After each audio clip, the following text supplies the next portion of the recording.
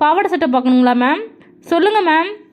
ஏட்டி சொல்லி லூஸ் ஆட்டிங்களே, இங்க வந்து உட்காரட்டி எங்க கூட சோபாவில் நல்லா வெயில்ல அலைஞ்சதுக்கு அதுக்கும் ஏசி ரூம்ல வந்து உட்காந்துருக்கிறோம், காசு கொடுக்காமல போறோம். ஏட்டி சோபாவில் வந்து உட்காராத, அங்கே நட்டி இவ போய் அந்த ரேக்கரை தேடிட்டு கிடக்காள. அந்த பொண்ணு தான் எல்லாத்தையும் காட்டுதே, போன வழிக்கே வந்து காட்டுன்னு எடுத்து போட்டதெல்லாம் சூப்பராக எடுத்து போட்டுச்சு இந்த பிள்ளை. சும்மா சொல்லக்கூடாது, இந்த கடைக்கு வந்தால் எப்பவுமே நமக்கு நிம்மதியாக தான் இருக்கும் பார்த்துக்க. ஏட்டி வந்து உட்காரட்டி அங்கே போய் நின்று இருக்கிறான், அவங்களுக்கு தொல்லை கொடுத்துக்கிட்டு. ஏட்டி என்னடி சொல்ல கேட்காம கம்முன்னு நிற்கிறாள. அடையக்கா நீ ஒரு ஆளுக்கா, நீங்கள் 2 பேரும் அங்கே எடுத்து போடுறத பாடுங்க. எனக்கெல்லாம் அதெல்லாம் சுத்தமாக விருப்பம் கிடையாது பார்த்துக்கா. எனக்கு இந்த வரிசலில் அடுக்கி வச்சுருக்கிறத நான் ஒன்று பார்த்துக்கிறேன். எது பிடிச்சிருக்கோ அந்த பிள்ளைய பிடிச்சி எடுத்து போடுனா போடுது. சும்மா எல்லாத்தையும் எடுத்து விரித்து போட வச்சு ஏக்கா அந்த பிள்ளைக்கு நேரத்தை வளர்த்தணும். அதுக்கு தான் எனக்கு யோசனையாக இருக்குது. நான் பார்த்துக்கிறேன், எனக்கு பிடிச்சதை நான் இப்படி பார்த்துக்கிறேன்க்கா. நீங்கள் 2 பேரும் எப்படி வாங்குறீங்களோ வாங்கிக்கிங்க. நான் என்ன பண்ண சொல்கிறேன், சும்மா அத்தனை புடவை எடுத்து போட்டால் அப்புறம் அதெல்லாம் வாங்குறது இல்லையா? ஏக்கா 100 இருந்தாலும் இந்த பிள்ளைக்கு கை கால்லாம் வலிக்காத. போன வாட்டி தான் வந்து அவ்வளவு அநியாயம்